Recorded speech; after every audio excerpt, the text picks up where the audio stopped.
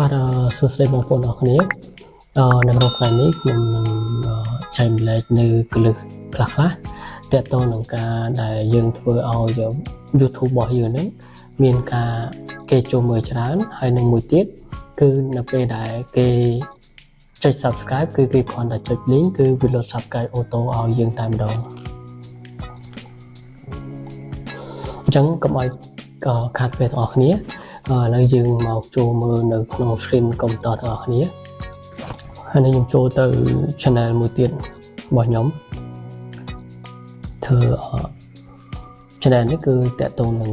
វិស័យសំណងទៅលើការប្រើប្រាស់នៅកម្មវិធី design ទៅលើផ្នែកស្ថាបត្យកម្មនិងសំណងស៊ីវិលចឹងបងប្អូនអាចចូលមកនៅក្នុង channel របស់បងប្អូនអរគ្នាទៅបើថាបងប្អូនមាន channel ចឹងឥឡូវខ្ញុំចូលរបស់ខ្ញុំនេះគឺអានេះគឺខ្ញុំអត់បាន set ទេខ្ញុំអត់បាន set បែបហ្នឹងទេចឹងដើម្បីយើងអាច set បែបដែលខ្ញុំដូចបង្ហាញពីខាងលើនឹងបានបងប្អូនអរគ្នាចូលទៅ customize channel នេះ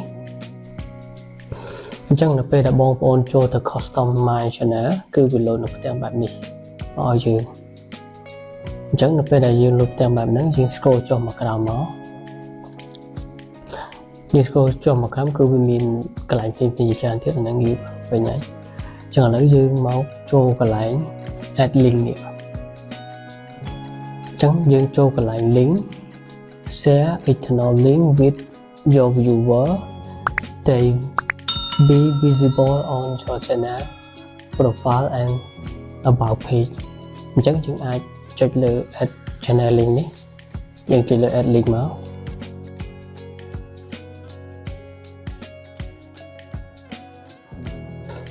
អញ្ចឹងនៅពេលដែលយើងចុច add channel នេះហើយយើងវាយពាក្យ subscribe for more ច្រឡំ for me subscribe for more ហើយក្រោយមកទៀតគឺយើង copy link នេះ link channel URL អញ្ចឹងយើង copy link មកហើយយើងយកមកផាសនៅកន្លែង URL នេះទៅពេលដែលយើងផាសហើយអញ្ចឹងនៅពេលដែលយើងផាសហើយយើងដាក់សញ្ញាសួរហើយវាយពាក្យ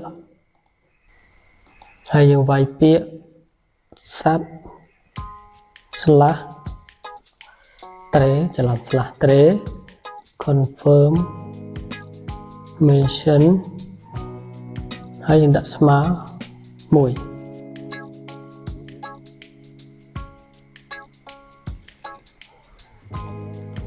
អញ្ចឹងយើងឥឡូវបញ្ជាក់ម្ដងទៀតអញ្ចឹងយើងអាច copy URL link នេះយើង copy ហើយក្រោយមកយើងដាក់សញ្ញា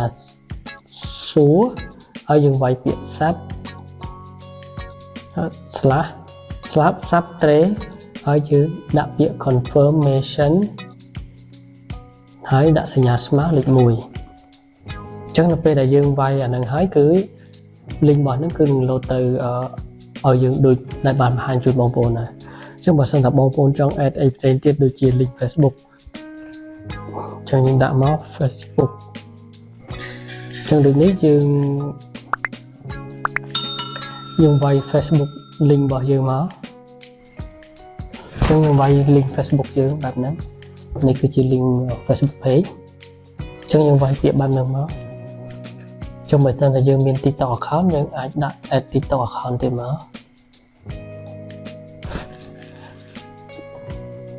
TikTok អញ្ចឹងយើងវាយ URL TikTok មក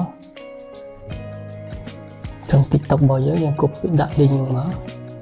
ចឹងបើយើងមាន social media ផ្សេងទៀតយើងអាចធ្វើបែបហ្នឹង join link បែបហ្នឹងអញ្ចឹងនៅពេលដែលយើងធ្វើ link បែបហ្នឹងរួចយើងក៏ចុចពាក្យ public អញ្ចឹងនៅពេលដែលយើងចុច public